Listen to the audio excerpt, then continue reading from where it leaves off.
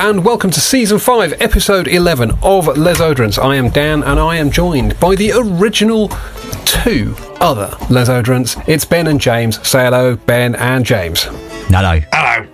Hello. Right. Yes, Fliss is otherwise detained. No, she's not in prison. Detained? Yeah. Well, she's not in prison. She's not been kidnapped. Well, at least I fucking hope not. I best go and check, actually. I think I'll call her after this and just make sure. But no, she is busy doing other stuff and couldn't make it this evening. How dare she? How dare she? I love Fliss, but I like to revert back to the original Sausage Fest. Do you know what I mean? Yeah. This is pure sausage. Yeah. Well, this week in perfume, what excitementi? Ben, have you got some excitementi you'd like to start us with? Some, like sort of, but not really, because I spoke about it before. But I feel like I should really like re-hammer it because it was. I've been wearing Arion, and I can't remember. In fact, I don't even know the brand. It's the grass one. This is the one that the oh god, yeah. the one that just Parfum de Grasse or whatever it's called. No, it was called Lisa T or something, and she was the creatrice de perfumes. Yes, yeah. Is it a lavender perfume? What was it again? No, it's. I suppose it's a tobacco fragrance to some degree, but when I say tobacco fragrance, it's a tobacco fragrance in the same way that Roger Parfum pour Homme is Enigma Parfum pour Homme is a tobacco fragrance, if you know what I mean. In that it's got that cherry tobacco thing that's quite prevalent, but there's a lot more going on as well, and I wouldn't say it's like photorealistic tobacco, if you know what I mean. It's right.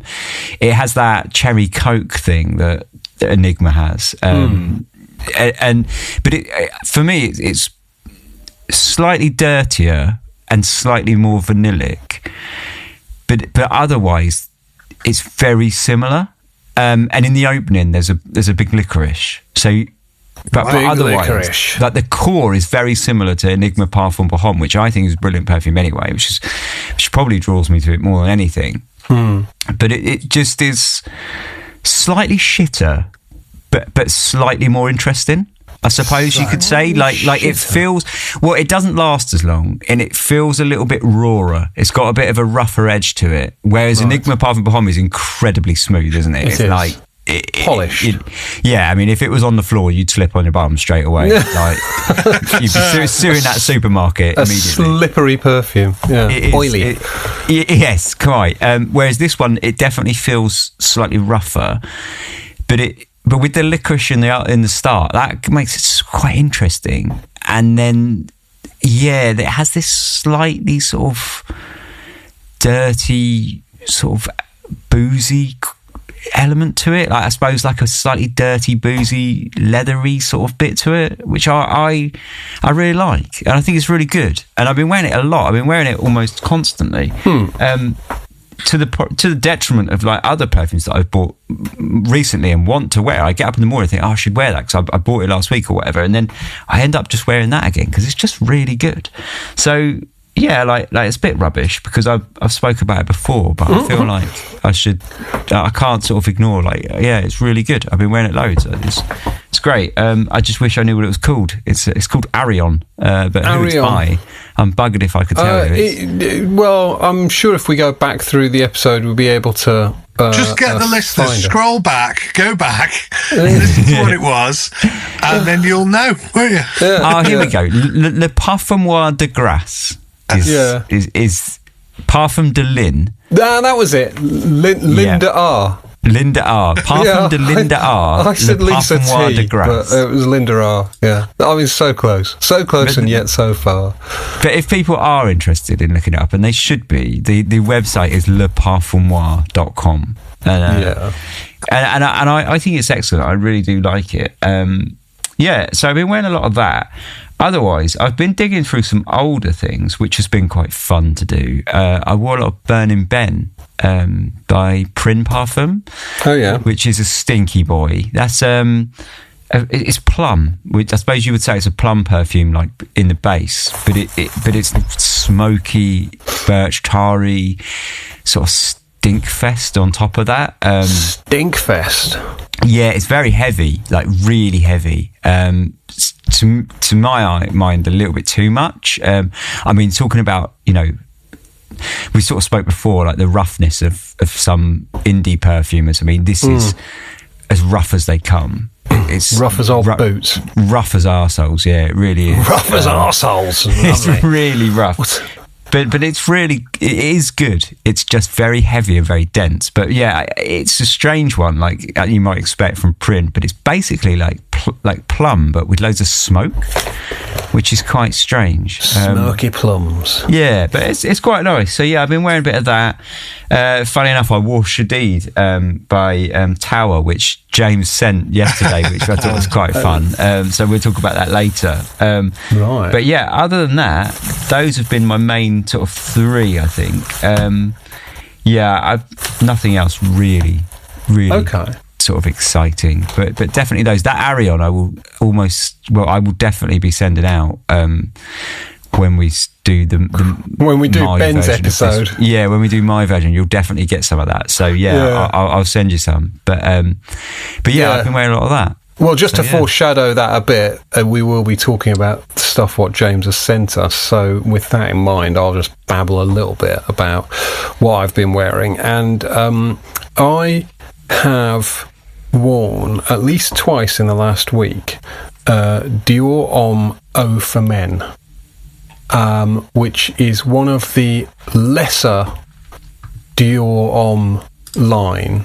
And it's it's a lighter, I guess you might call it a sort of sporty sort of iris fragrance, but it's not like the Dior Homme Sport or the Dior Homme Cologne. It's sort of, it's somewhere above them in terms of heft. Which one's this? Sorry, I don't think I know this one. No. It's called Dior Homme Eau for Men. Eau for Men. Yeah, it's like a Dior Homme bottle, but completely clear, like glass clear. I'll get it down so that I can show you. Not that this works for everyone else. We'll describe it to the listeners. So it looks like that. I sort of vaguely remember that coming out. So it's ever so slightly. You can't see it there, but it's ever so slightly purplish in hue. But comes in a clear bottle, and I think it was a commercial flop because it was discontinued, and even though it's discontinued, you can still pick up the vintage ones for really good prices online and stuff. I think it was just an unpopular flanker to that line, but I absolutely love it. It's so good because it's all the freshness of the Sport and the Cologne, but with all the sort of heft of the Homme Parfum and the Dior Homme Intense, so kind of best of both worlds really, and it's just great. Very irisy, very powdery, like all of them are. You can tell that it's part of that line, and I just absolutely love it. And I've only got a 50ml bottle, and I've worn it like at least twice this week. And is it watery, fresher? I was going to say that. Element to it. Yeah. I watery is not a bad way to describe it. Actually, I mean it's not watery as in. It's not watery as in it's really thin and kind of weak or anything. It's more watery as in it's got a sort of watery texture to it, if that makes sense. Yeah, it's like hydrating. It's nice. Yeah. Is it more of a daytime sort of Dior Homme? Because Dior Homme is quite a deep sort of... not dark, but you know what I mean. There's a sort of broody, sort of evening wear sort of element to Dior Homme, isn't there? I would definitely associate this with being a sort of office safe rendition of those perfumes, which I think is arguably why it failed. It's sort of, I guess it falls between several stools, and for me, it sort of manages to be all the best things about the whole line in one perfume, whereas I guess for a lot of other people, it will probably just feel like it's not really hitting any of the sort of the key points fulsomely, if that makes any sense. There's quite a lot of competition in that area as well for like kind of light irisy sort of office wear sort of fragrances as well, isn't there? There is. It's a tough market to crack into. I think that's fair, but you can get 100 ml. I mean, I was looking earlier for a 100 ml bottle of this. Bear in mind, it's discontinued. It's as old as all the other ones, which you'll pay 250, 300 quid for a decent sort of older version.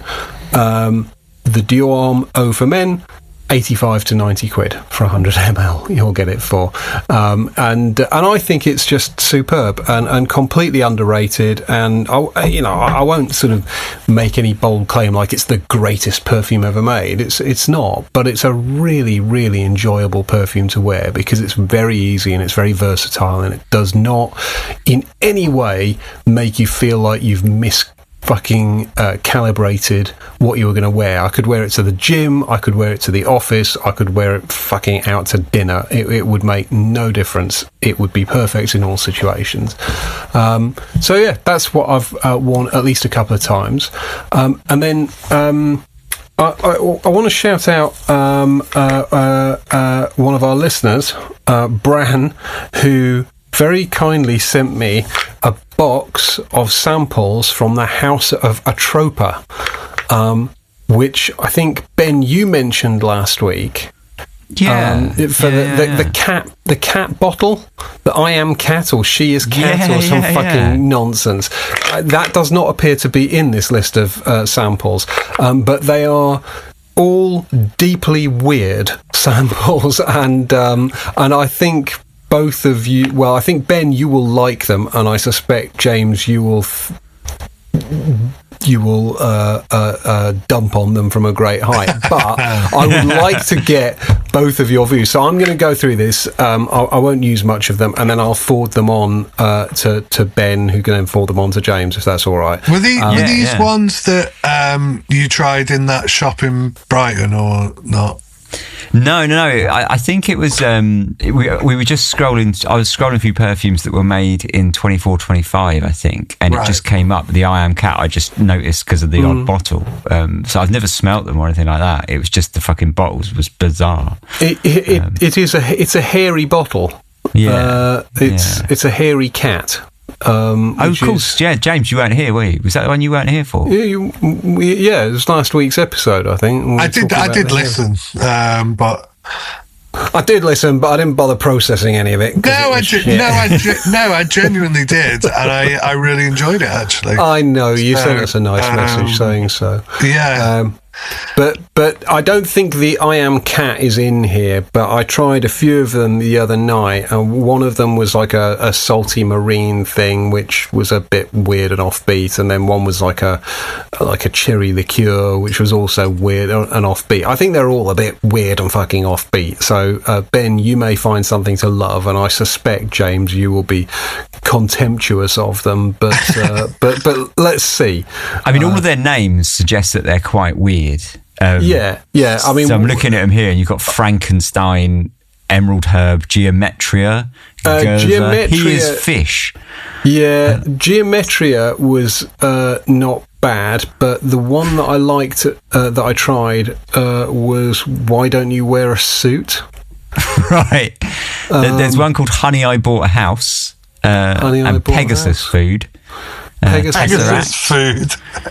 Yeah. So, why don't you wear a suit? Why don't you wear a suit? She is fish. There's a he is fish and a she is fish. Yeah, presumably different gender variations on the same. Oh, I like fish. these bottles. They're weird, aren't they? Yes. They're fucking ridiculous.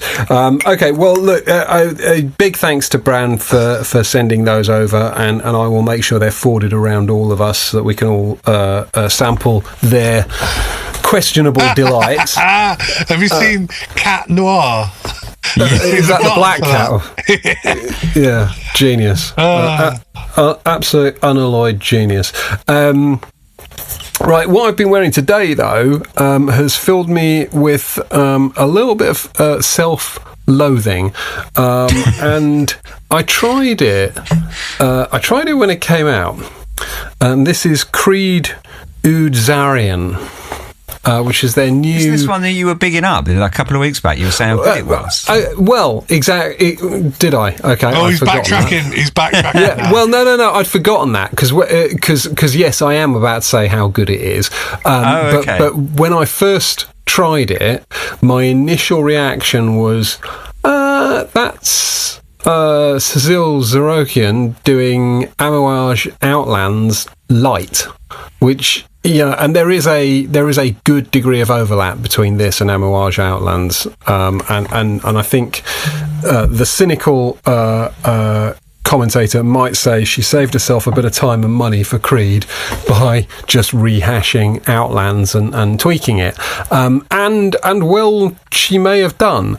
It does not stop it being absolutely bloody brilliant, though. And I've worn it today because it arrived today. Finally, I was able to get a sort of tester bottle because the prices for this are fucking stupid. By the way, I think Creed are now charging like 450 quid for a 100 ml bottle or something. The fuck! I know, we've gone sort of through the looking glass, and if this has real oud in it, I'll eat my fucking hat. Although I say that, probably I end up having to do a Aaron Terence Hughes style apology video. No, Creed has real oud in it.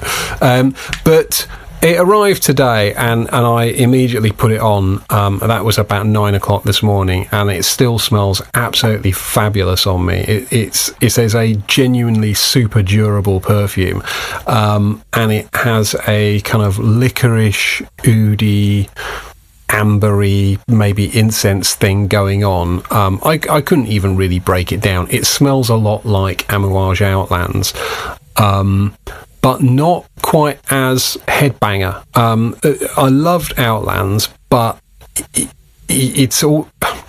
Outlands actually does what I think very few perfumes do, which is actually, it's too strong for me. You have to wear that in such tiny moderation. Goes hard, doesn't it? It does. It really does. It's a fucking headbanger, and it's, it's not an easy perfume to work with.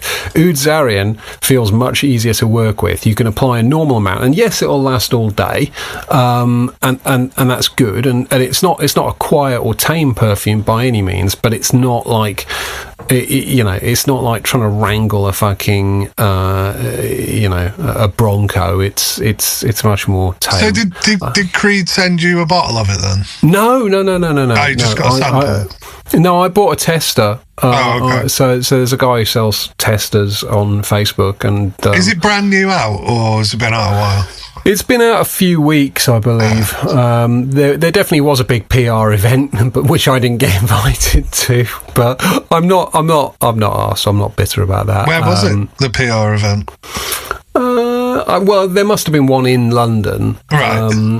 Because a lot of the usual faces were there. But no, I'm not on Creed's PR list, which doesn't particularly bother me. I don't mind spending money on perfume if I really like the perfume, and in this case, I really did. So. What? So to the sorry, I don't mean to pry into. So how much was the tester then? If it's meant to be 450? Well, I bought 2 testers. You're such a fucking baller. No.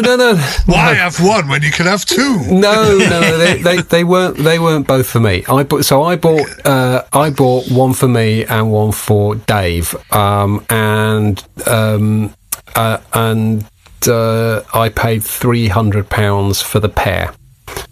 So well, that's good. Yeah. So it is a good discount. I mean, I suspect he sells them for slightly more on Facebook, but because I'm a persistent twat, and because I bought 2, I got a bit of a deal there. 150 quid. I think it's a really, it's a great perfume for that sort of price. To be honest, at 150 quid these days, you can't get a lot in perfumery for 150 quid. You barely get out of Boots for 150 quid. Yeah. Which is where Creed belongs, really. I don't disagree. Although, just on the subject of boots, which we've always been a little bit disparaging about, I noticed that they had Eris perfumes on the Boots website the other week. My Boots, the actual store is not bad. It's got like Guerlains and like the expensive Guerlains and stuff like that. It's not amazing, but it has a lot of stuff. And obviously, like I would say, like 80 to 90% is your usual kind of Boots designer, but it's definitely like a step above like the perfume shop or whatever, it does have some stuff. I quite like it. In a bit of news, I don't know where it is, it's probably in that London. London. Yeah, they've opened it's called Boots Fragrance, isn't it? Really? Yeah. Have you not seen all the bloody? I mean, I never see anything online, and I've seen a lot of promotional stuff. So it's how Boots is traditionally like the sign is white, the store's quite white. I don't mean ethnically. I mean, like the store is physically white, the colour, and the logo is kind of blue or whatever it is. Blue, it's dark blue. It's sort of inverted, so it's all black, so it's very striking. And the Boots is white, and it's called Boots Fragrance, and it's all, I'm assuming, just all fragrance. It's funny though, because I'm looking at it here, right, and it so the fragrance, they're using like quite a modern kind of sans serif font to say fragrance, but they still got the regular Boots logo. It doesn't shake like the Bootsness from it. Do you know what I mean? Like, there's this black logo with like white sort of modern font, and then Boots. Yeah. So that may be why they had Eris on their website, because that did seem very jarring to have a brand that effectively as kind of I don't know whether I'd obsess about labels, but Eris is quite a small brand, right? I would call it a sort of indie brand, where it's Barbara, isn't it? She does most of the work herself. So good for Barbara though if she's getting sales in Boots. And I mean, why wouldn't you? It's that thing of like, it's not really like selling out; it's just selling you peddling your wares. Selling perfume. Yeah. Well, that's one of these fucking sort of weird tropes that people sort of deploy about kind of brands generally, and like this idea that they're selling out by having some sort of commercial aim to them. And it's like, well what sort of perfume brand would do shit just to lose money? That's fucking stupid. Well, perhaps it's a move by Boots now, where obviously they have this niche shop, if you like, where they're expanding into because people want to go outside of that high street stuff. They've identified that. They're like, well, we're a big name on the high street, why not have this like luxury, slightly upper tier fragrance kind of thing, because it's clearly it's popular, so why not do that? But again, I think that'll filter down into the normal stores, where you might see some of these brands that maybe do well there, or they think, we'll float them in the regular stores, or just like Ben was saying, his Boots just has them anyway, which is, well, I suppose Guerlain they always used to have Guerlains. My Boots has just gone quite shit, really, and I think that's just a reflection of wherever you are in the country and whatever they think is going to sell or whatever. But hopefully, it's a massive shop. The Boots in Brighton is huge. It's like 3 floors, and the bottom floor is all like luxury, like health, beauty and stuff. So yeah. Well, this is it. It's a big thing for them, and why have people go, oh well, we want to go elsewhere because Boots ain't going to have it. Why not have it in Boots? Do you know what I mean? So I think it's a pretty shrewd move on their part, and also they don't really. I mean, they do discount things sometimes, but you don't really get that many bargains in Boots, do you? Even when it's fully like reduced down. But you don't know. You might see they might be clearing some stock, or I don't know. One thing I did see was I went into TK Maxx briefly and thought, have they got the Christmas fragrances out? Because they've had nothing for years. For about 5 years, they've had fuck all in like any TK Maxx that's near me, right? Just shit. But I went in there and they had a few things, not much. They had a Tom Ford, a 50ml, 200 quid. Right? Which actually is like, oh, that's a bargain. That in my day, I'd be like, I still think they're 140 quid in my head, right? I know they're not.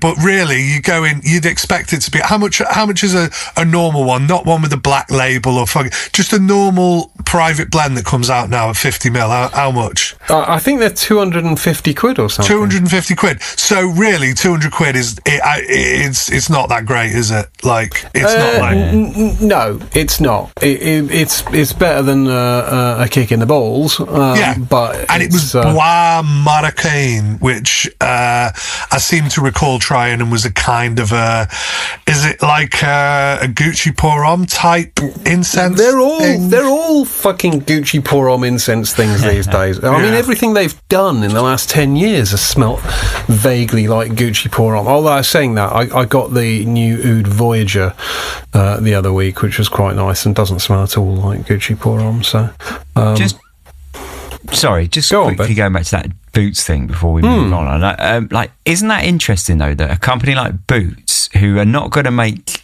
moves like that willy-nilly, they're always going to be behind the curve slightly, right? Because they're not a company that like gambles, right? They're it shows how like mainstream perfume is getting, like perfume sort of, I don't know if I'd go as far as saying niche, but yeah, like upmarket perfume maybe. I don't know, that kind of that almost like a new segment opening up between like independent and Harrods niche, and like the niche in the middle, like that's interesting that how mainstream that's getting, but yeah, would you attribute that to like somebody like Jeremy Fragrance? No, is it the Jeremy Fragrance factor, or like? I don't think it's Jeremy Fragrance, but I think it is I think Jeremy Fragrance, by almost any measure, is now has been, if indeed he ever was. But I think there is a sort of, they call it frag talk, don't they? Like the fragrance TikTok community. But it's just so chock full of cunts. But there is a sort of thing where now kids, like young kids, are really getting into fragrance. I read a thing, they call it smellmaxxxing. Oh God! Fucking yeah. They're like little. Basically, it sounds incredibly incel. Yeah, I think it is. It's incel adjacent. Is probably how I'd describe it. It's what? Explain this to me. What? Did you know looks maxing? No. So looks maxing is basically maximising your looks in order to attract women, right? In a very like scientific way, though. Almost like you remove emotion from it and you try and make it this robotic kind of scientific. But isn't the whole incel thing that they're supposed to be resigned to the fact that they can't get a woman, so they're not asked about that stuff, and they think you're all fucking chads who... I mean, I don't know the ins and outs of it, but I feel like it's grown from the incel movement, and like Dan says, it's slight of incel adjacent kind of thing. I don't really I can know understand the link to it. Yeah, I get it. I'm no expert on these twerps, but I do think there's a lot of hey, if I wear this perfume, guys, if you wear this perfume, I guarantee you will be able to pick up chicks kind of thing. It feels like the modern day pickup artist. Do you remember that from like the early 2000s? Like the pickup artist thing was like huge. Yeah. It feels like a modern day version of that. Did Louis Theroux do a documentary on the pickup artist? I'm sure someone did. And they were just shamelessly awful. But some of the shit they talked was fucking hilarious. There's this concept of peacocking. You're familiar with this? Is that so basically like wearing something really absurd or ridiculous, like an orange top hat or a fucking bow tie that spins round, or just something that's so stupid. Me and Ben just rock that kind of shit anyway. I bet. But the idea being that you kind of leave this indelible sort of psychological mark on people. Or what was the other one? Oh, negging. That was very popular. That was very popular. Honestly, these people are such fucking absolute drongos, and I think be a dick to a girl, and then she'll fucking she'll crave your attention. I don't know. Anyone could like have negging explained to them, and then go their takeaway from that like be. Yeah, that sounds like a good idea. That doesn't sound abusive at all. That sounds brilliant. So basically, that's great. Well, it's that kind of like reverse psychology. I want to be in control of the situation and be the clever person who's like manipulating somebody else, and whether it works or not, clearly it gives them some kind of like status, like power thing. I mean. Yeah, it's absurd, isn't it? It's well. To close the loop on your observation, Ben, I think there is a growth potentially out of the incel sort of side of the house toward mainstreaming perfume for almost these kind of rather pedestrian sort of non-artistic kind of reasons. This will help me get more chicks, but what I think you probably will see is a diffusion of that as people sort of realise that actually, there is smells beyond Louis Vuitton imagination. That in fact there's a whole kind of world of perfumery. So I think I think it's very easy to be very negative about the sort of reality that this is where a lot of growth in the perfume business is coming from, but I do think it will diffuse into something a little bit less kind of grotesque, and that's hopefully where a brand like Boots kind of gets in the middle and supplies some interesting stuff. But I wanted to also make a quick observation about Harrods, because I bought a perfume by a brand that I'd seen in Harrods. It's a brand called Horatio. I don't know if you've seen these bottles. They were in Harrods for like £400 or something. And they're these big glass sort of almost cubes with like a donut sort of shape in the middle that holds the perfume, and then these kind of ornate sort of concave weird silver caps. They're very fancy looking, and very expensive, and they look like the sort of thing that you'd maybe see on someone's mantelpiece. And I was always like, oh wow, they're in Harrods, they're 400 quid, I bet they're great. Anyway, it looks like the brand must have completely screwed the pooch, because they're showing up on all these secondary market sites for like 50 quid each. 55 quid, yeah, exactly. Yeah. So I bought a couple of them, and they are so shit it's almost fucking unimaginable. I mean, they look amazing, like they do look amazing, but the actual perfume is dog shit, and it just felt like, with all due apologies to Roger's sixth floor boutique, it felt a little bit like this is the story of Harrods altogether now. It's just expensive shit. There is some good stuff in there, but so much of it is just, hey, let's get this brand in because they're fucking expensive, not because they're really fucking good. And I think that too opens up a market for a player like Boots to cater for a more discerning kind of perfume crowd. You know, sure, they're not going to be stocking Henri Jacques anytime soon, but you know, if they're stocking Eris, fucking fair play to them. They know what they're doing. Harrods has always been about Al Fayed's fucking gold encrusted bullshit, hasn't it? Do you know what I mean? Yeah. It's You're quite right. It's always been that shiny baubles and things, and if that appeals to people, or they want the status of shopping in Harrods and walking out with the bag, fucking do that, right? Speaking of Harrods, by the way, I've been going on that there should be a Harrods Beauty opening in Chester. Still hasn't fucking opened.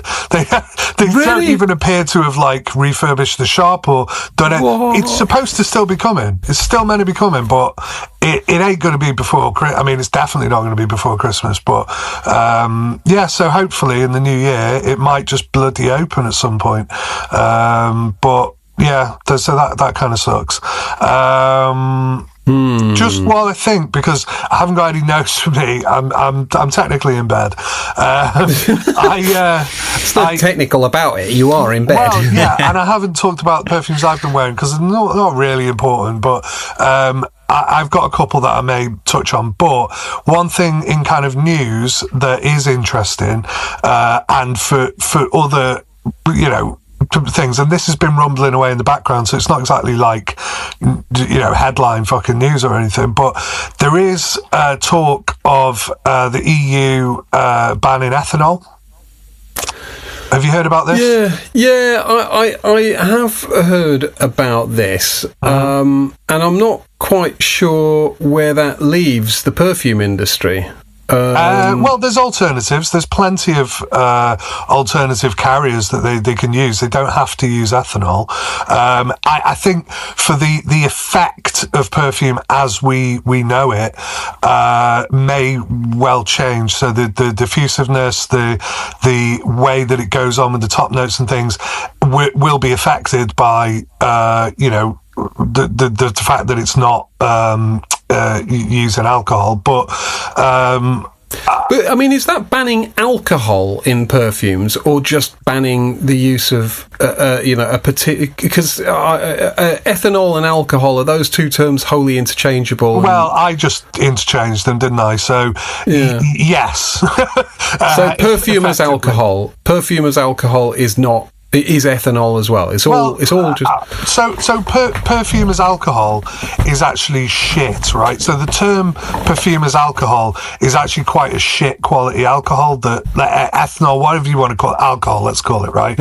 So that is actually, I can't remember the actual good grade that like people who are in the know use, right? If you're just some fucking Joe Bloggs going, I want to make some perfume, you buy perfume as alcohol, which is not great, to be honest. It has somewhat of a smell. It's not like isopropyl alcohol, which stinks and you couldn't use for perfume because it would taint everything that comes in. You know what I mean? It's reasonably in terms of it doesn't really have a smell, but it's still not great. Like it makes everything kind of have this cheap, like amateurish kind of feel. When you get the real shit, which I can't remember what it's called. This is why I need like a fucking researcher or somebody to like go, pass me notes off screen, because I haven't really thought about it for a while. But I remember you can get it, but you have to have like either a laboratory or a license, because you have to buy quite large quantities of it. Well, we buy ethanol. For perfume, we buy ethanol in 100. It has like a grade. It has like a number. Yeah. So you'll probably be buying the good shit. I would have thought. But again, you sort of have to take advice on it. I'm talking about people who are like hobbyist perfumers, or if you go. I used to buy, for example, if you put on Amazon perfume as alcohol, you'll get a load of things that say, called perfume as alcohol, which are this shitty kind of cheaper stuff. Anyway, the point is they're actually planning to ban it potentially for everything, for biocides, for hand scrubs, all that kind of shit. I'm not saying they are going to do that, but it is pretty carcinogenic, right? And it's pretty well known that people who use it on a regular basis, and certainly breathing it in, having it on your skin, it's not very good for you, right? I'm not one of these kind of reactionary, fucking ban everything. Certainly not, right? And it's something that it is effective, and it does have, obviously uses, and it would be a big overhaul to ban it entirely, and it would certainly shake up industries like perfume, but it's not necessarily the end of the world, right? So I always have a kind of a positive view of things, and because I manufacture a biocide that is an alternative to alcohol, so it might be pretty good news for me. But then again, it might just make loads of other companies basically get into my product and fucking shut me out as a little one. So it might be really bad for me. I don't know. And also, sorry, just to mention as well, we're talking about the EU. We're not in the fucking EU anymore, right? However, I know this from knowing, biocides and fucking ECA and all the, regulations and all that shit, that basically all we've done is gone, oh yeah, we'll just copy what Europe does anyway. But it just costs more, right? And the facts are, we just do whatever Europe did anyway, and our legislation is almost word for word whatever theirs is. We usually follow what they're doing. This is my experience of converged legislation post-Brexit. So companies are only going to go with the biggest market, aren't they? They're not going to make special products just for the countries not in the EU. They're going to make, they're going to make the products that suit the largest market, and everyone else gets the same shit. Well, if they invest in the infrastructure to change all their manufacturing and whatever, then of course that's what they're going to do. And I would have thought Europe's a pretty big fucking market for perfume, but then again, there are a lot of other places in the world where they don't give a shit. I read the proposal to ban it, and the proposal seemed to basically say that because it's really bad for you if you drink it, we should ban it from. I found that I thought you couldn't drink perfume as alcohol because it makes you sick. Because that's the whole thing. It's denatured or something. It's denatured. It's denatured. They put a denaturing agent in it to stop you drinking it. But the way I read it was that because this is bad if you consume lots of it, then we think we should ban it. Can I just say that that little blurb that you're talking about is the most ridiculous thing I've ever read, right? I was like, that completely discredits whatever argument they're trying to make. If that's what they're saying, then it's not an issue with cosmetics or fucking. You're talking about alcohol, alcoholism. You're talking about people drinking alcohol. Exactly. It's nothing to do with ethanol in the context that we're thinking about it. So I when I read that, I was like, what the fuck is this? What is this even anyway? Because this is not going out to ECA or REACH or any of these kind of regulatory sort of things. It was just a question to the European Parliament, wasn't it? Which for me is just of no consequence. But I know sort of behind the scenes that they are looking at this because they're wanting to kind of again coddle people and go, oh, you can't have others. I'm surprised, right? What really baffles me, right, is that you can have all these aroma chemicals and things that they go, oh no, you mustn't put that on your skin, and we must make sure that I'm glad they're doing safety information, right? But the vape industry, as far as I know, is the fucking Wild West, right? And you can put any of these perfume fucking aroma chemicals, as far as I know, and people are breathing them into their lungs. I mean, you've got to be dumb to fucking do that. Just smoke this. We have no idea what the long-term effects are, but fucking inhale it deep into your lungs. I'm sure it's good. Okay, well, that is good. There was some other news which I thought we'd very quickly do, but I'm conscious I want to get into what you sent out, James. But it wouldn't be a fucking Les Oderants if we didn't at least quote something from Rich Mitch from the Duck and say, oh, well, isn't that interesting? And he sent me today was it today? He sent me a link about Spiritica doing a scent inspired by serial killer Jeffrey Dahmer. Fucking wow. And there's a whole discussion. There's a whole discussion on Fragrantica, home of intelligent debate, about whether or not this is a good and interesting thing. And it's not. No, it's not, is it? I just think it's you know, I responded fetishizing these bloody serial killers. I know. I was always somebody who had all those books on serial killers, and I liked all that shit. And you know, there's all these true crime podcasts now, and people get obsessed with it. And, yeah, I get it. I watch all the Netflix fucking things, and I'm into it from that perspective. I don't watch those dramatized series, by the way, because they definitely are fetishizing it, and I don't like. There's a new one with that fucking Geordie actor about Ed Gein, which just looks like I'm not even fucking interested anymore. Yeah. Nor am I, and but I replied to Rich say basically take a day off Aaron Terence Hughes. It's just like, it's just so fucking, how edgy are we fucking doing something on Jeffrey Dahmer? But the notes were things like poppers and sharp blade. Poppers. It was blade. It was really bad shit. It was really bad. Okay, so I would argue that though, right? Just this is one point, right? And I am not into true crime stuff. I think the whole thing's fairly tasteless. But at the same time, I make a podcast. Yeah, I was going to say you make a podcast about it. But so this is my point, right? So the stuff that I do is like mostly Victorian, right? At which point it stops being sort of tasteless and starts becoming like almost romantic. It's the old folk. Oh, it's gone out of fucking. And like if you look at like Cinque Canto though, to bring it to perfumes, Cinque Canto, I've got a couple of perfumes. They did a whole line on Italian medieval like poisoners.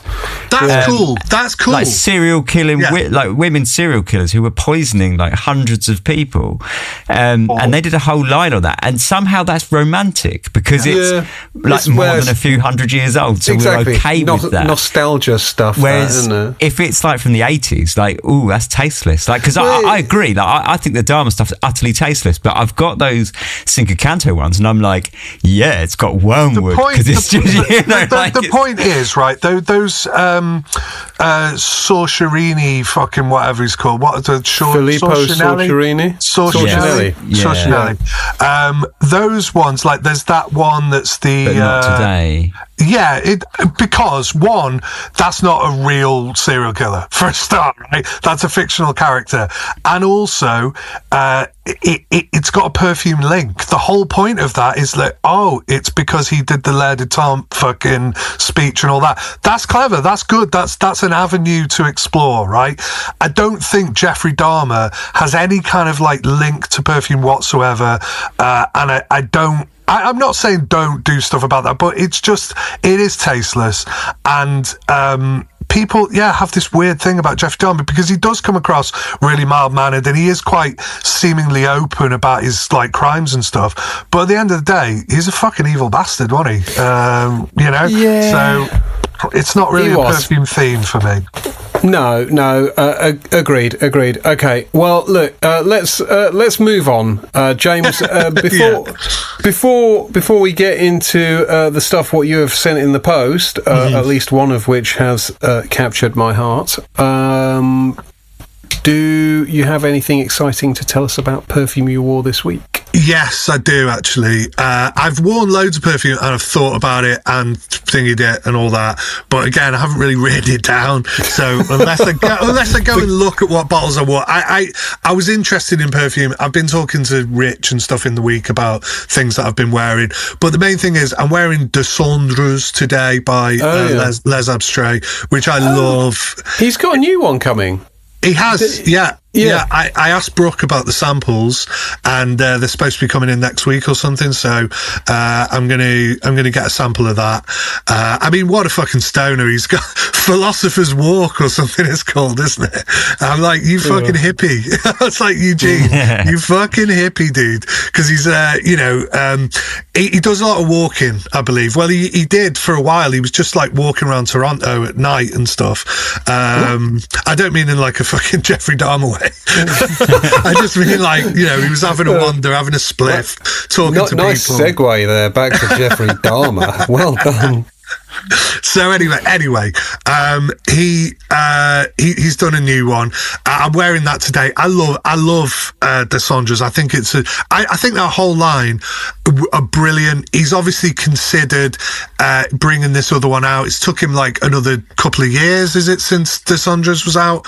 I don't know, but he's certainly pondered on it for a while, and let's see what it's all about. I don't want to know about notes. I'm not interested in hearing about what it is. I just want to experience it, see what it's like. So that's something to look forward to. But Desandres is fucking brilliant. I mean, it's a green, kind of smoky, but it's got like fougere. It's got that kind of creamy tuberose, but it's very manly. It's a great perfume. Anyway, the perfume that I really do just want to mention, because I love it, right? And I don't know why. And I wore it by accident. Right, so accidental perfume wearing. Yeah. Well, what happened was, I've got a sample set, and it's Affinessence, and you'll know the one that I'm talking about. So it's the Musk Ambergris, is it called? Yes. Musk Ambergris. Yeah, Musk and Ambergris. Very, very impactful perfume. I mean, that one is one that's had me scratching my head. I don't even know what it smells like, right? I don't know. Sweat. Right? It's like, it's very sort of animal. I can't even fucking describe it. It's got that like slightly manky hair, like Costas, I want to say. It definitely evokes ambergris, but not in the, doesn't even smell like ambergris. It's just, it smells like sort of greasy, I don't know, like warm, like woolly fur or something. I don't even know what it smells like. Anyway, I put it on because I thought it was the Cedar Iris one, and after I'd done it, I went, oh god, what is this? And I put it on, I was like, put the wrong one on. Yeah, but I love this perfume. I think it's a really important perfume. I think it's one of the most important perfumes of the last however long, because it's just so unlike anything else, and it is a real experience. However, it ain't one that I haven't bought it because I don't know when I'd wear it. I'm so confused by it, but I put it on and inadvertently wore it, and it was fucking brilliant. Yeah. Well, that's when you wear it. You wear it inadvertently, which is a good time to wear it. Okay, good. Well, that is a solid perfume. On the subject of solid perfumes, James has finally carried out his threat to send us a bunch of samples. Let me just check we've all got the same stuff. I'm going to assume we haven't all got Opus 1870. No, I just threw a couple in, like, for each of you, just as individual things. Okay, so I have here, you've got a little thingy. Yeah. I've got an Immortelle. Have we all got that? An Immortelle material? Yeah. So to preface this before we get into it, we should say this is going to be like a kind of series leading up to Christmas, right? Where we're all going to send each other things that we enjoyed this year. Yeah. Is that right? I think that's right. I think, so in typical Les Oderants style, this is a not very well thought out segment, but essentially each one of us is going to get a little, like, half episode to showcase a few things that they've got this year that are interesting, and I think we will probably hurtle towards the actual Christmas break with like a proper Christmas fucking top 10 list, and I'm going to do another of those quizzes because I enjoyed the last one, even though I've forgotten it largely. But over the next few weeks, definitely everyone has to send out some interesting stuff. That's really as far as the brief is, and then we talk about them, because on the whole, the sniff along episodes tend to work quite well. But I mean, James, is there anywhere you want us to start in particular? I think, to be honest, starting with with the Immortelle Solaire. So smell the perfume, or it's up to you. Do you want to smell the material first or smell the perfume first? Okay, so I've got Alain Delon. I think it'd be interesting to smell the perfume, the Immortelle Solaire, and then smell the material afterwards. Okay, so what is this Immortelle Solaire? It is a Les Indemodables. Oh, is it? Right, yes. Okay, I did not know that. One of their new ones. They were going on about the Immortelle material, which you have, which is a very... They were like going on about it. It's like no other Immortelle material that you've ever come across. I mean, all their materials, they kind of wax lyrical about them like that. Sure. But you will see the facets of a favourite note, shall we say, of people. You tell me what you get from it. I thought it smelled like a really buttery gingerbread. And it's fucking beautiful. I love it. I think it's really, really nice. It was my favourite of everything you sent me. I thought it was really, really nice. But I like Immortelle anyway. I will go with that, actually, because this is the first time I've tried it. And as usual, Ben is far better at spotting it. Is there a licorishness to this as well? Yes! Ding, ding, ding, ding, ding, ding. That's the one. Licorice. Yeah, I really like it. Mm-hmm. It's really good. Yeah. Unfortunately, I didn't quite send you enough to really wear it properly on your skin. I'm sure you can, but wear it on my hand. Wear it. Enough to wear on my wrist or something. Ben style. It's got like caramel facets to it. It has that like slight curry thing that people don't necessarily like about Immortelle. Slightly pissy, leathery, even. I think, right, and it all ties in when you smell the material. So a fantastic perfume, and from smelling the perfume, when you smell the material, you'll go, I understand why they wanted to bring out, the licorice facet. I mean, you can't really help it. It's there and it's big and bold, but it smells a lot less kind of floral, I would say, than a lot of Immortelle, and less leathery and dry and kind of, it has that like pissy curry element that people don't really like.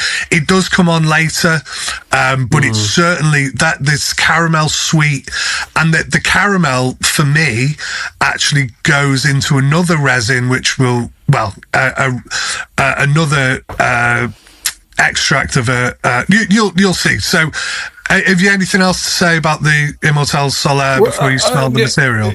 Only that I really like it. And I think probably because I'm having this kind of like licoricey sort of renaissance at the moment.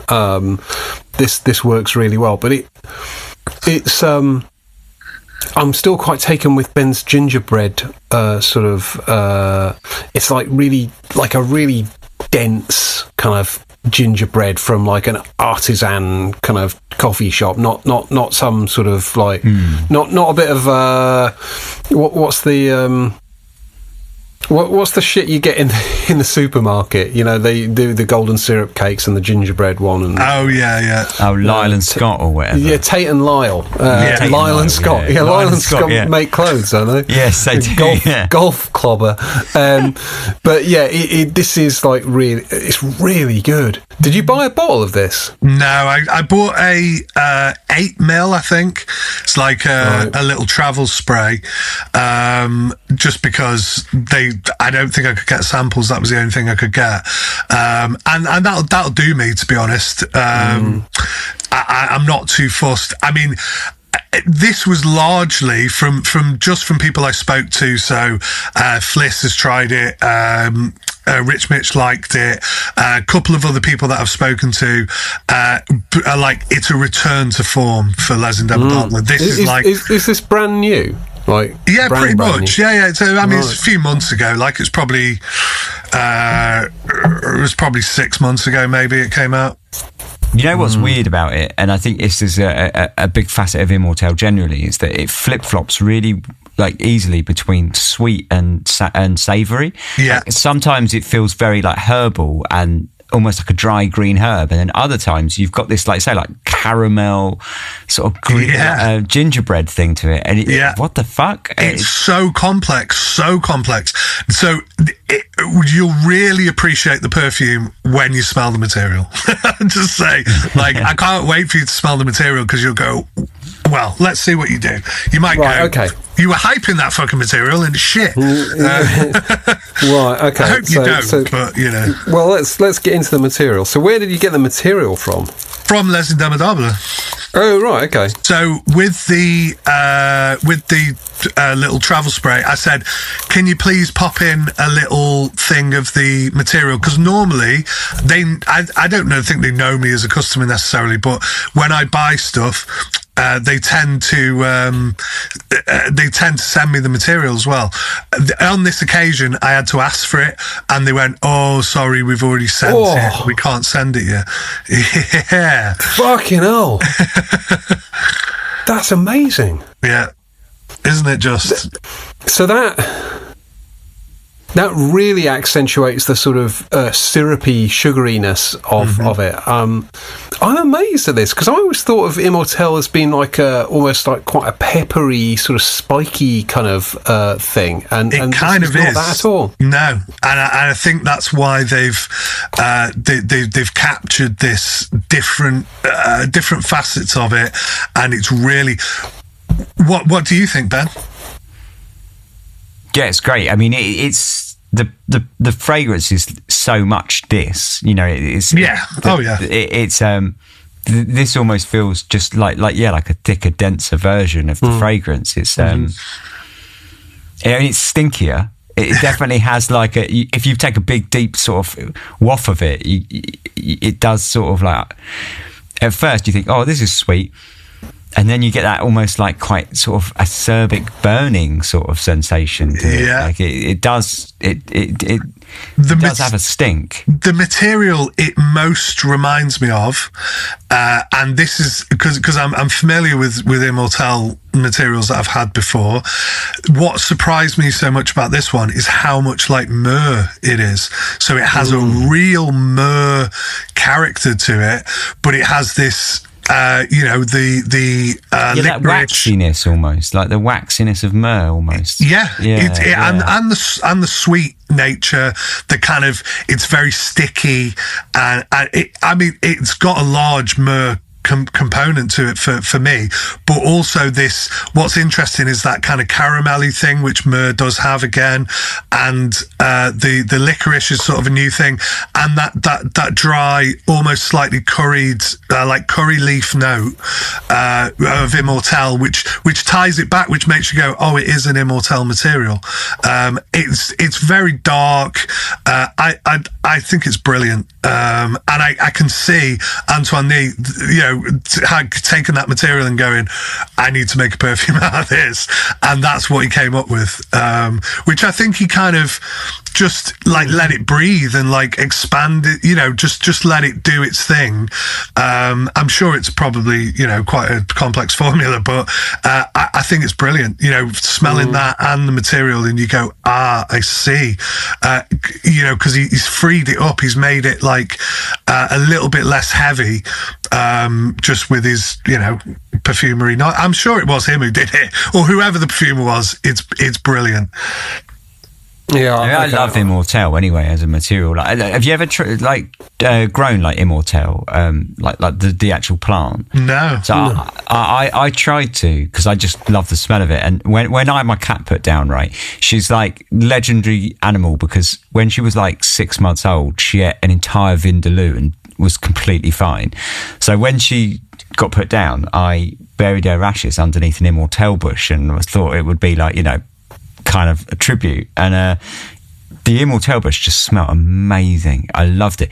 It didn't. I ended up like having to take it out because it grew too leggy, because I think I didn't get enough sunlight. But it smelled amazing. But this material is much more like sweeter than that. The bush that I grew was great and it was amazing, but it was much more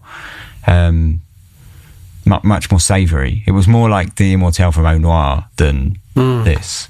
Yeah. So I think James said curry, and then you've just said Au Noir, and I can definitely get the Au Noir connection as well now.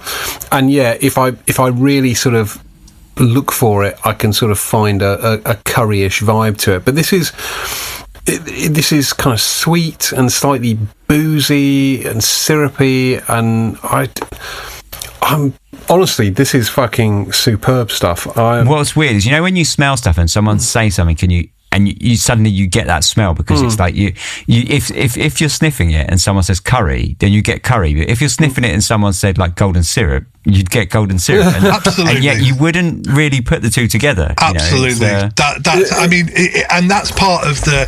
I actually like that. I kind of encourage that. I'm not like, oh, don't mess me up. I want to, do my little savant thing and like go, oh yeah, I'm getting this and that. I like it when people suggest it, or they say, do you know what I mean? Like, oh, it's there, because then you go, oh, actually, yeah, I'm getting that. Even if it is, a psychological thing, it's an interesting. Or you go, no, I can't smell that at all, and maybe you can't, but. Yeah, I certainly welcome people giving little cues and things. I think when it's a complex perfume like that, where you've got lots of different things going on, you can pick those things out. So I definitely get like a gingerbread. It's definitely got that kind of vibe. But I wouldn't necessarily go, oh, like like ginger is like a note in it or whatever. But it definitely is there, and I can understand that. Well, I think the perfume is fantastic, and I think the material is absolutely superb. So, pure 10 out of 10 territory there, James. Well done. That's good. Yeah, the perfume is great. Yeah. I would. Perfume was amazing. So that was one that had a big impact on me this year. That was kind of. I'm not fucking surprised. I'd buy that. Yeah. Although I'm trying to save up for one of the other ones that you sent. So this is going to be a costly fucking exercise for me. So. Right, where are we going next, James? Where would you like to go? Remind me what I've sent. Right, so I've got here Alain Delon Iquitos. I've got Tower Shadid, and I have Fendi Uomo. Oh, I want to try the Tower Shadid, because I think Ben seemed quite keen on that one. Really? Yeah. Okay. Let's see. I am of the view that Tower has been a fucking one-note piano since basically day one. Yeah. This is medicinal. This is Andy Tower does medicinal oud. Okay. I don't like it. Well, I don't dislike it, but it's not good, is it? It's not great. No. It's you're not going to smell that and go, oh my god, that's amazing. I mean, it's this is just another. And I know it doesn't smell like L'air du Desert, but it does have that same sort of towery kind of fizzy amberiness to it that he does, that seems to be in almost everything. And he's paired it with what smells like a sort of slightly creosote-y oud. That's a fair appraisal. Yeah. Okay. It's not. I wouldn't describe it as a great perfume. Do you? Sorry, go on. I definitely want to hear Ben's opinions on this one. So I went in the split with you and Rich. Rich sold us the split. Oh, of course. Sorry, you're already familiar, aren't you? Yeah. So I smelled it before, and I have to say I was disappointed when I smelled it. I thought it was going to be like the way it was hyped up on his website as this incredible material that he was going to make a special limited edition from, and all this, and it came through, and it was like. Oh yeah, cool. It's a tower. I've smelt this kind of thing. I don't hate it, and I do I actually quite like it. Like, as a scent, like I like that medicinal kind of creosote, like woodiness that it has. Yeah, I like that kind of stuff. So I didn't hate it, but I think I was expecting a lot more from the price and the way he hyped it up as this special limited edition thing. For me, it was like, if this was just a regular tower that, you know, was released with no fanfare, I'd probably be like, yeah, cool, that's a nice fragrance. I don't think I'd buy it, but it's all right. But I was expecting way more. And I think what it boils down to, is it's this sort of nondescript, half-finished, sort of overt woody thing. Well, me too. I was in the same boat, and I should have realised that it was only us who were fucking stupid enough to to get on board the hype train with you know, a certain duck who was going, oh yeah, come on, have these decants for 60 quid. And, you know, no thanks. Yeah, ridiculous. So I just apologise to Fliss, because I thought it was her who didn't have who'd already tried that, and she hasn't. So I'd be interested to get her take on it. But for me, not missing much. No, she isn't. But she'll when she gets it, I think she's not going to be enamoured by it. So I think it's not a bad leather accord with an oud material that you can tell is in there. Like you say, it's got this kind of creosote-y rough sort of thing. But I quite like this sort of leather accord that's there. But you know, it's slightly stinky, but then he's tried to sort of round it out with vanilla, right? And that is where it's kind of, it could have been really interesting, and if he's got this, but he's not pulled it off, right? And something about it is just jarring and like wrong, and just in so many ways. I mean, it wishes it was Le du Desert Moroccan.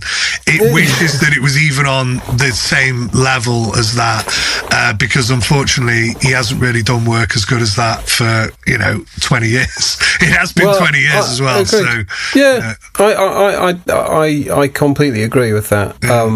I mean, you know, it's not a bad perfume by any stretch of the imagination, and you know, I think it's fair to say we're judging this against a very, very high bar in Le du Desert, right? So you know, if you'd never smelt any of his other work, you'd smell that and probably go, oh, this is pretty serviceable stuff. You know, you might not say it's great, but compared to where the bar has been set and what he's been able to do previously, this feels kind of not great. The facts are about the history and the legacy of Le du Desert Moroccan, or the female one, and all those things.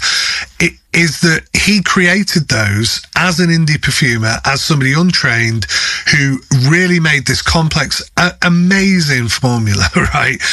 Albeit it was a kind of blueprint for a lot of his other perfumes. And why not? If you make something really good, you know, it's a one-trick pony, but what a trick, you know what I mean? And the thing is about that is that actually informed loads of amber accords, loads of kind of dusty accords that were then made by trained perfumers, right, who were inspired by a novice guy, right, which I think is the biggest praise that you could ever have, right?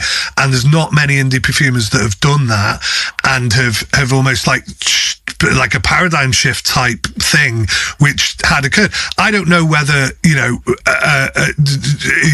industry perfumers will admit that, but that's definitely the case, because there was lots of Le du Desert type accords and stuff because he created that, and he'll always be credited with that in my book. And I think he should be proud of that, but he's not done anything good since, and he should just fucking retire. Yeah, I mean, you know, he doesn't have to retire. He can keep touring. Being a dick, but you know. He can keep touring the old hits, right? Yeah. But no one wants to hear his new fucking album. That's the bottom line, you know. It's like I went to see Duran Duran on my stag do, and I just kept yelling at them, "Play Wild Boys again." I don't want to hear this new shit. That's one of the funniest things you've ever said. Duran on your stag do.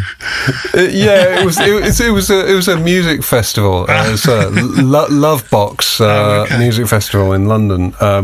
And Duran were headline act.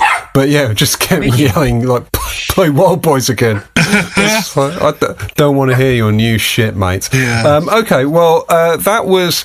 I mean, I feel like we've been hypercritical again about that. It is objectively not a terrible perfume. It's just not great by the very high standard. I think I overhyped it when I saw it, because I read all about it. Like, Rich sent me this thing. It was really expensive, and I looked on the website, read all about it. I was like, this looks amazing. And then it took a while to come through, and then I was like, yeah, it's finally here. And then I was like, oh. But yeah, I think if I hadn't have had all that hype behind it, I would like it more. Because I'd like to say, it's not. I don't hate it. It's not a bad perfume, but it's it's just not. It's not a very good one. Yeah, it just misses the mark, I think. And not even his high watermark. I just mean the mark of an interesting sort of innovative perfume. I think he's tried, and the point is, he's still trying, and he's still trying to make stuff that's interesting and innovative. And you got to give him credit, because he may have another showstopper in him. You never know. I wish he'd stop. Okay, so that leaves us two: an Alain Delon Equitos and a Fendi.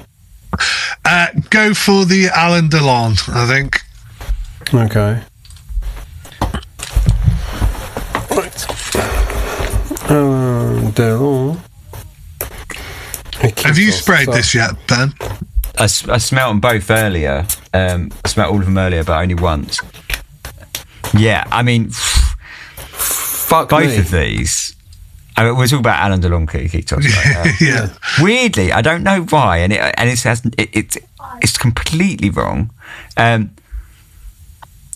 For some reason, it reminds me of barbecues, right? And it doesn't smell like meat, and it doesn't smell like smoke, and it doesn't smell like fire or anything. Nope.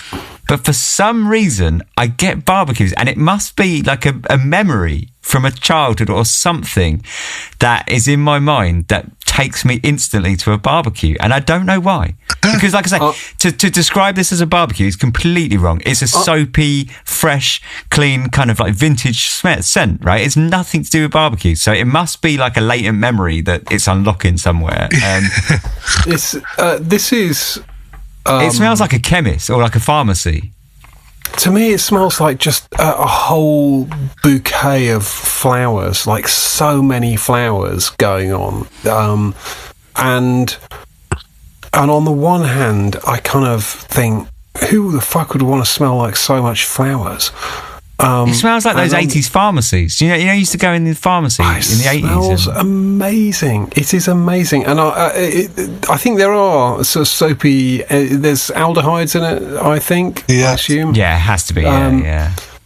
And that, so the aldehydes with the florals gives it this kind of huge kind of lift to it, like a giant fucking... It's like a giant jet plane covered in fucking flowers taking off kind of thing. It's absolutely bizarre. It's so classy. And I've had this before and sold it. Mm-hmm. And my recollection of it at the time was just that it all it smelled of was patchouli. Right. And there is a patchouli here, but it's like... It's a minor player. It's one. Maybe I had a bottle that wasn't great or something. Perhaps, but I will say that I got my bottle still sealed from 1987 from Japan, so they know how to keep stuff, don't they? I sprayed it. It had never been sprayed before, obviously, and I took the first spray of it, and I went, oh my God, that is so intact, right? And not that I knew the fragrance in 1987, right? But no, I was like, can tell. that it smells like the freshest thing. It's not oxidized at all. Yes, it smells vintage because it is, right? But not because of like huge amount of age on the materials or anything like that. It smelled absolutely pristine when I first sprayed it. I was like, I love this. Yeah, it's a magnificent chypre perfume. It's got that kind of powdery, slightly sort of apricot like vibes, but then it's got like plumminess. It's got loads of florals, as you say. They're kind of it's like mossy. It's got a slight bit of like hum of kind of animalics. It's amazing. It's an amazing perfume. What was that perfume that Fliss got us all into? That was the circular bottle. Yes, like a sphere. Yes, yeah. It was the jeweler. Yeah. Theophenol. There Fennel. you go. Fennel. I was thinking licorice. It was fennel. Theo, So you know what aniseed balls. This reminds me of this perfume as if it was through like filtered through like frosted glass or something, or like you're seeing it in some like mirror reflection or something, because it's lighter and somehow more like the contrast has been turned down. Yeah. But it's very similar, but like it's almost like this, but just like I say, desaturated. Almost. They are definitely similar. Definitely similar. They're totally in the same family. The Theophenol was quite sweaty from memory. Yes. This doesn't have really a sweaty note. Dosed up on the animalics. Yeah. This is like a little animalic, just kind of purring away in the background. That's what I mean. Like completely desaturated. Like it's like the contrast has been sucked out of it, and it's just a tent, like, but in a good way. Colour.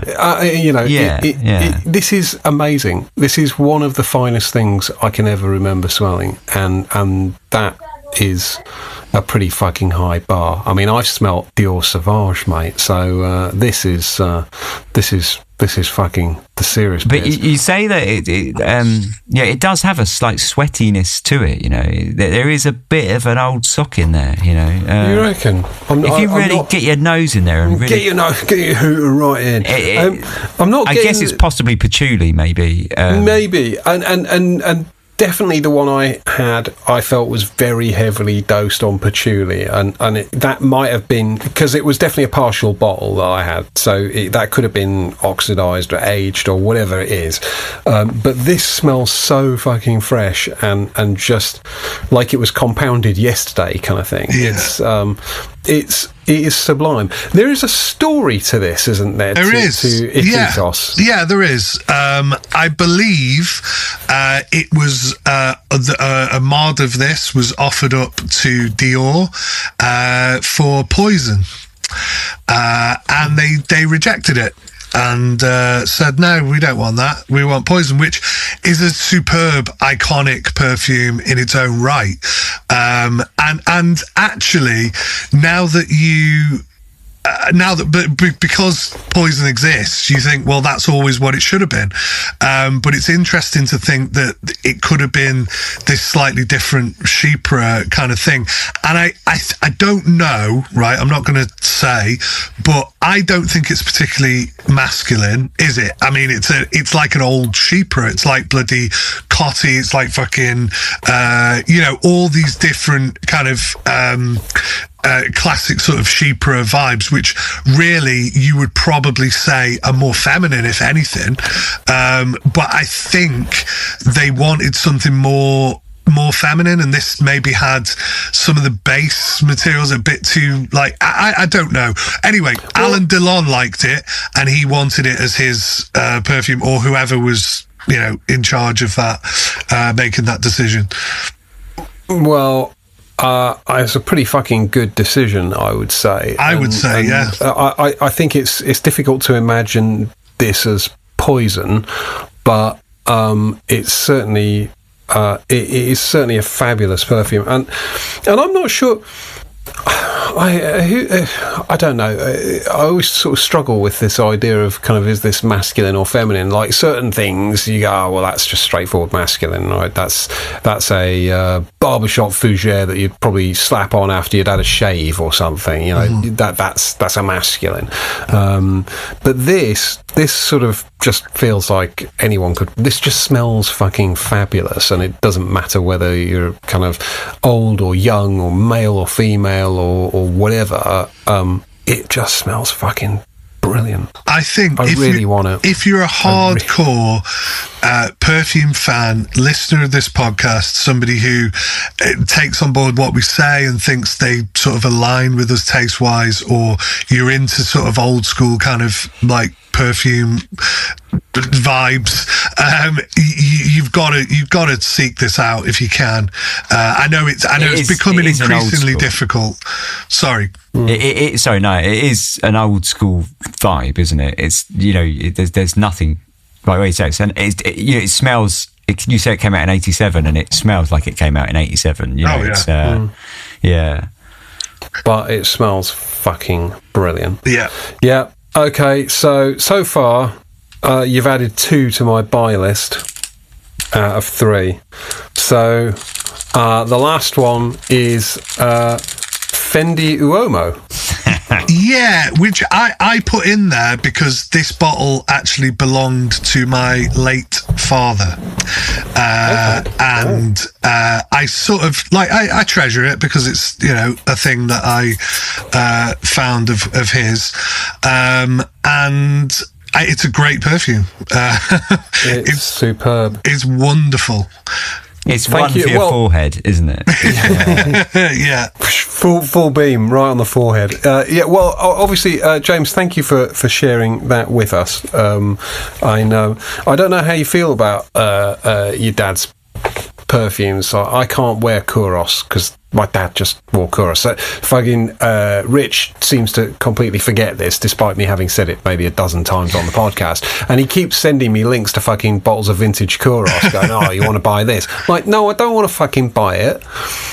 Yeah. But this is superb. I mean, do you wear this? Yeah, I do occasionally. Like I say, I'm not too precious about. I'm not going to like be, you know, emotional when I finish the bottle or whatever. But it's one of those things that I'm like, I'm going to eke it down over like years. Do you know what I mean? Because I've got enough perfume to not have to wear it. But why have perfume that you're not going to wear? And yes, it has sentimental value, but you know, it's great that I can celebrate it, share it with other people, and you know,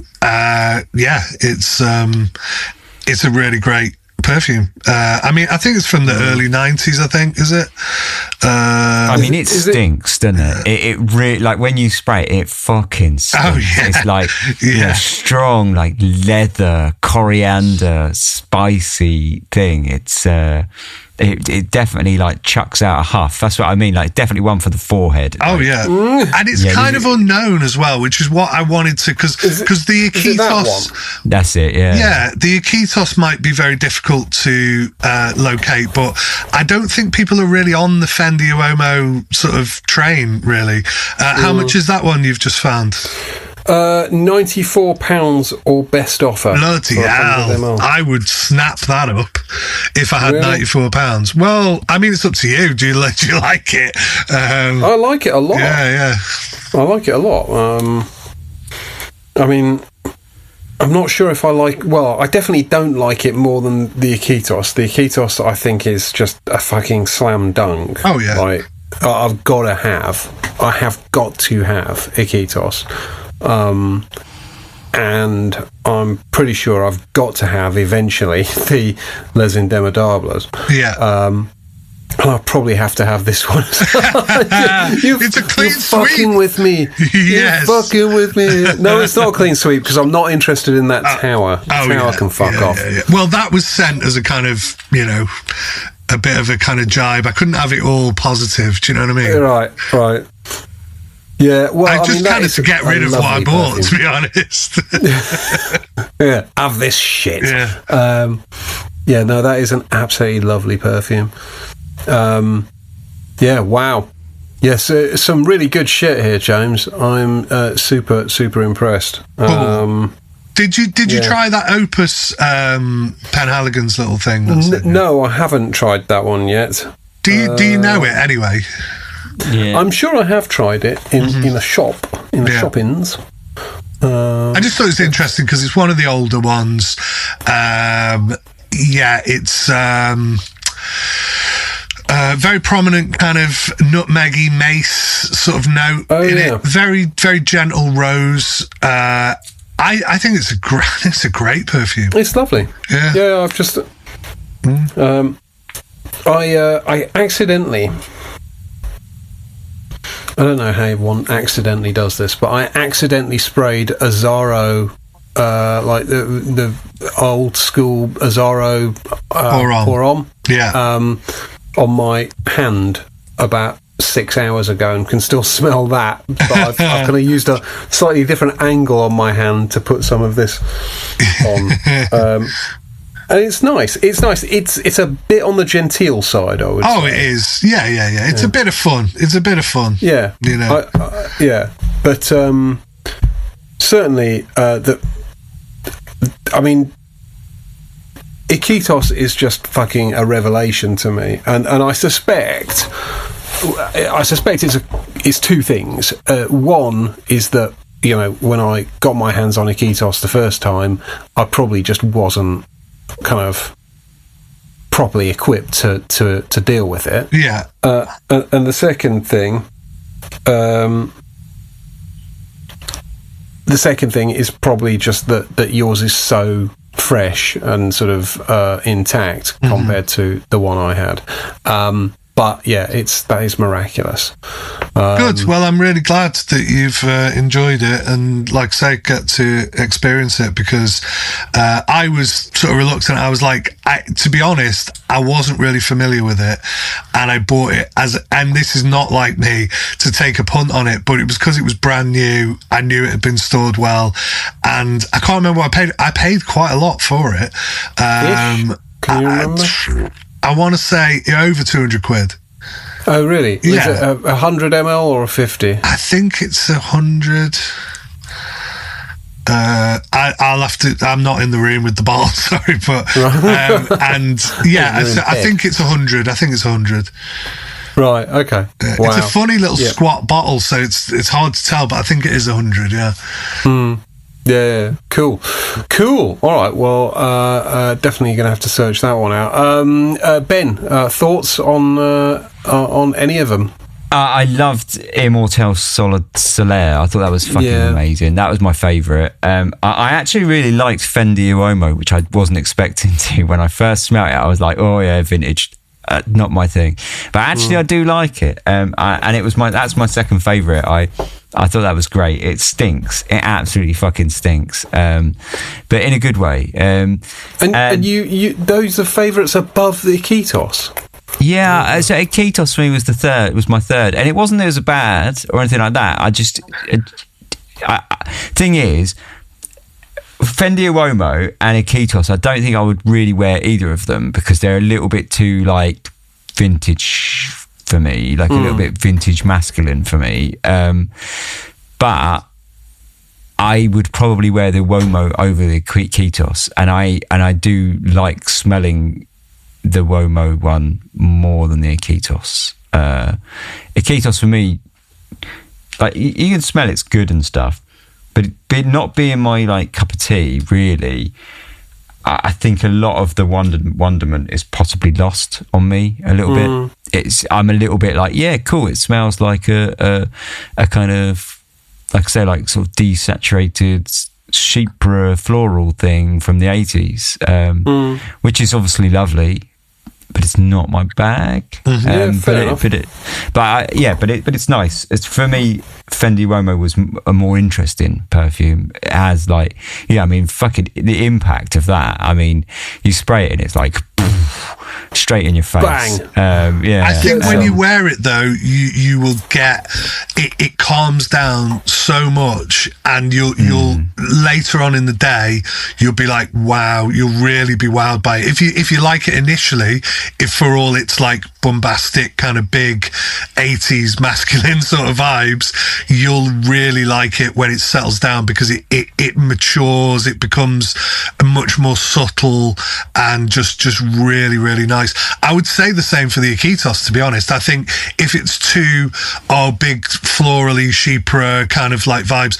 Let it just evolve throughout the day, and you'll get more of the base. You'll get more of like little. I think the lavender in the Iquitos is lovely. Yeah, like that. The amount of lavender in it is really nice, really soft, and it the way it sort of it's not prominent, which is really impressive because lavender is often sticks out a little bit like a sore thumb, where in this it doesn't. Like it's part of the larger bouquet, if you will. Like, you know, it's there's an inherent like smoothness to the whole thing that, again, if you're just not necessarily on board with that, you can smell the quality there, can't you? Do you know what I mean? You know, it's a good perfume. Yeah. No, I think they're all great perfumes for me. The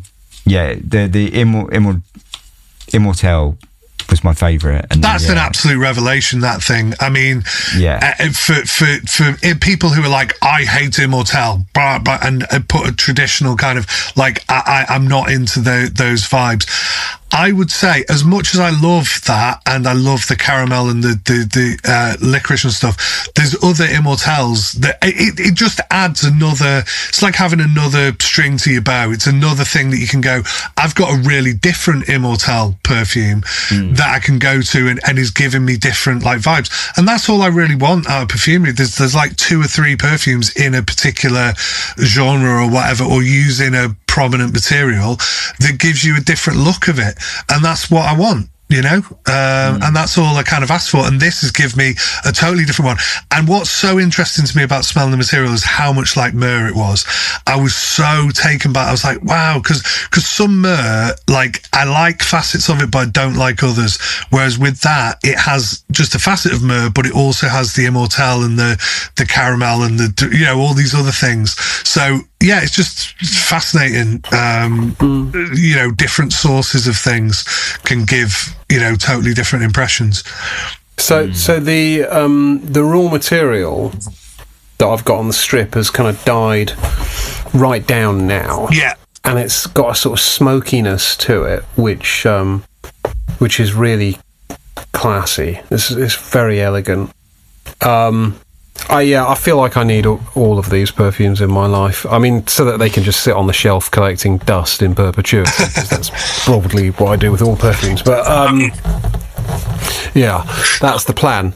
Okay, well, look, I mean, I think, you know, we've been at this for a good long while. I feel like we've done a pretty decent job with your samples there, James. And honestly, I'm properly blown away by at least 2, possibly 3 of those, which is pretty high fucking average, if I'm honest. Yeah.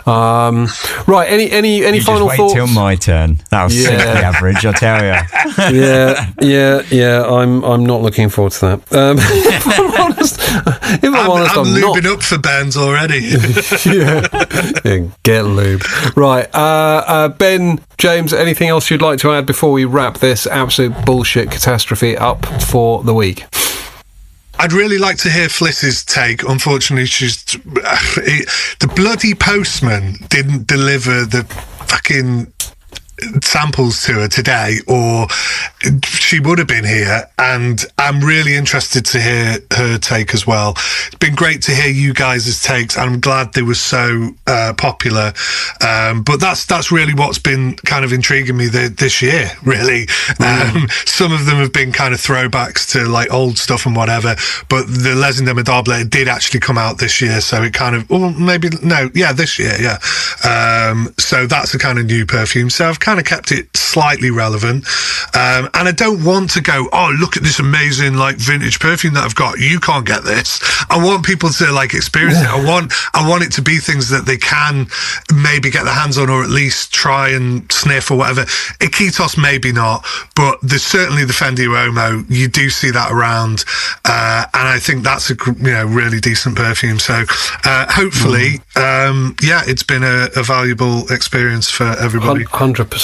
Cool. 100%. All right. Well, look, thank you very much, guys. I'm not sure when we'll put this episode out. We might be back in a week. We might be back in 2 weeks. Who the fuck knows? But we've got quite a few episodes to get through before Christmas. So yeah, we'll see. In the meantime, thanks for sticking with us, and we'll be back very soon with another episode of Les Oderants. Bye.